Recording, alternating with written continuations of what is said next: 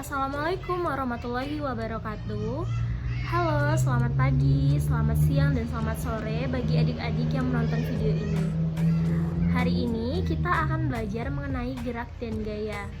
Sebelum belajar, marilah kita buka pembelajaran hari ini dengan membacakan basmalah. Bismillahirrohmanirrohim. Jangan lupa berdoa ya. Untuk absen dan presensi akan kita lanjutkan di Messenger. Oke, sekarang kita masuk ke tujuan pembelajaran. Tujuan pembelajaran kita hari ini melalui kegiatan literasi, diskusi, dan mengamati video atau gambar tentang materi gerak dan gaya. Siswa dapat menjelaskan pengertian dari gerak dan gaya dengan benar. Kemudian siswa dapat mengukur percobaan kecepatan dan percepatan dengan benar. Selanjutnya, siswa dapat menganalisis pengertian hukum Newton pada gerak makhluk hidup dan benda dengan tepat. Dan yang terakhir, siswa dapat mengamati dan mengidentifikasi percobaan hukum Newton dan proses gerak pada makhluk hidup dan benda dengan tepat. Oke, sebelum kita masuk pada pembelajaran hari ini, kita akan sedikit mereview pembelajaran kemarin. Kemarin kita belajar tentang sendi. Sendi apa ya? Sendi adalah hubungan antar tulang yang membantu kita dalam bergerak. Nah, sendi ini berdasarkan sifat geraknya dibagi menjadi 3, yaitu sinotrosis, diartrosis, dan amfiartrosis. Kemudian kemarin kita juga belajar mengenai arah gerak dari sendi diartrosis ini dibedakan menjadi 6, yaitu sendi peluru, sendi engsel, sendi putar, sendi plana, sendi geser, dan sendi luncur. Selanjutnya kemarin kita juga belajar mengenai otot. Apa ya otot? Otot adalah jaringan pada tubuh manusia yang dapat berkontraksi atau mengerut dan berelaksasi atau mengendur. Pada saat berkontraksi, otot akan jadi lebih pendek. Sebaliknya, saat otot berelaksasi, otot akan memanjang. Nah, kita juga kemarin belajar mengenai fungsi otot dan gangguan pada tulang, gangguan pada sendi, dan gangguan pada otot. Nah, sekarang kita akan belajar mengenai gerak dan gaya. Nah, ini adalah gambar yang sering kita lakukan di setiap hari di lingkungan sekitar kita. Ini ada gambar anak naik sepeda, kemudian bermain bola, main ketapel, main jungkit-jungkit, mendorong meja, dan sebagainya.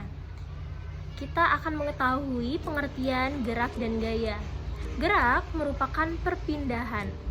Gerak ini merupakan berpindah tempat, artinya perubahan posisi suatu benda terhadap benda lain. Sedangkan gaya merupakan sesuatu yang jika dikerjakan terhadap benda dapat menyebabkan terjadinya perubahan gerak atau bentuk. Makhluk hidup dan benda bisa bergerak karena ada gaya yang menggerakkannya. Ingat ya, makhluk hidup, benda bisa bergerak karena ada gaya yang menggerakkannya. Selanjutnya kita akan mengetahui contoh dari gaya dan contoh gerak. Contoh gaya yaitu ketika meja atau kursi dapat berpindah tempat jika kita dorong atau kita tarik.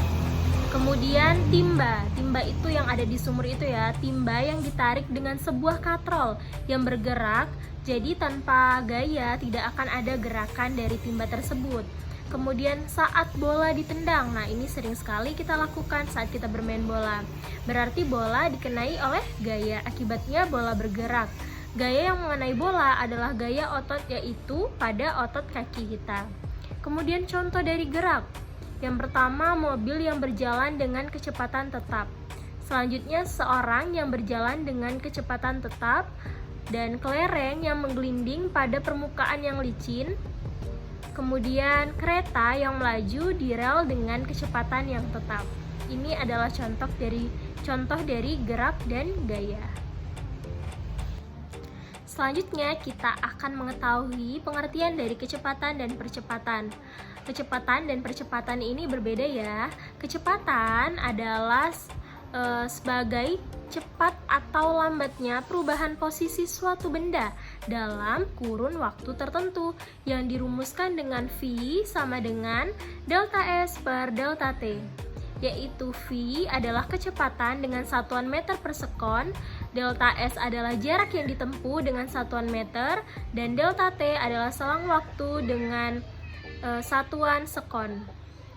Sedangkan percepatan umumnya juga dikenal dengan sebuah akselerasi yang artinya nilai perubahan kecepatan yang dibagi dengan selang waktu tertentu, yaitu dirumuskan dengan alfa sama dengan delta V per delta T, yaitu A atau alfa ini merupakan percepatan yang satuannya meter per sekon kuadrat. Sedangkan delta V ini perubahan kecepatan atau satuannya meter per sekon, dan delta T yaitu perubahan waktu atau dengan satuannya sekon. Selanjutnya kita akan belajar mengenai hukum Newton. Adik-adik bisa baca apa itu hukum Newton 1, hukum Newton 2, dan hukum Newton 3, dan kalian juga bisa menganalisis perbedaan dari ketiga hukum Newton ini. Hukum Newton 1. Nah, kalian bisa amati gambar yang ada di slide ini. Hukum Newton 1 ini merupakan percepatan gerak sebuah benda berbanding lurus dengan gaya yang diberikan, tetapi berbanding terbalik dengan masanya. Sudah ada rumusnya, kalian bisa lihat, dan contohnya juga. Contoh hukum Newton 1 ini adalah saat naik mobil yang bergerak cepat lalu direm. Pernah kan kita naik mobil terus tiba-tiba direm, maka kita akan otomatis terdorong ke depan.